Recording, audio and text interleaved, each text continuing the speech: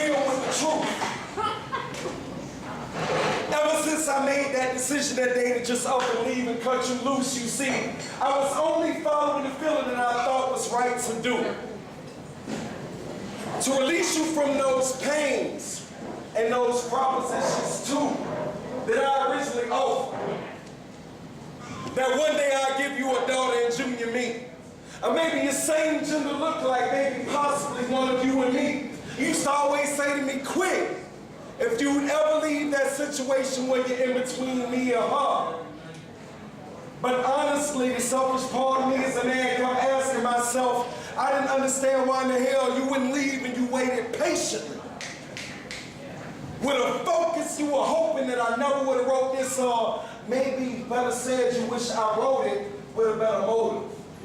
And a progression, elevating our status to something better. But instead we end up taking a turn for the worse. And she said to me one day, dude, we gonna be apart forever. It's what she said. And you followed up with, dude, I can't believe you let me go. I've been so dedicated to you that you forget. And I didn't. And I never will, but that feeling on the inside of me kept asking me, how the hell you keep this queen in this triangular relationship prison? You're supposed to be a real man and let her the fuck go. So that's just what I did. And after a few years, I don't understand why the hell I still feel how I feel. You see, I did the right thing, but emotions are revealed that are telling me I made a decision, and obviously I copped the raw deal.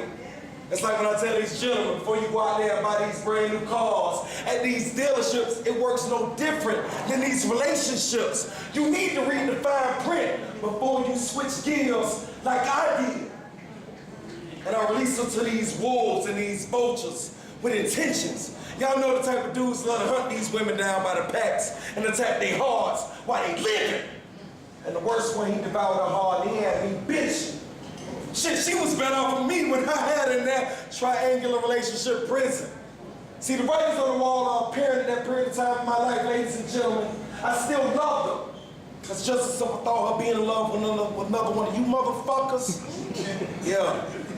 I was like, hell no. I made one of the worst decisions of my life, and I had to accept those troubles. It was guaranteed that going back in that triangular prison with, I guess, you and her, I'd have to accept that bursted bubble. Or maybe shatter somebody's daughter's heart where y'all already know the hustle. It was a time that was going to come when I was going to have to make a decision of the Lord above. He was going to force me to choose one.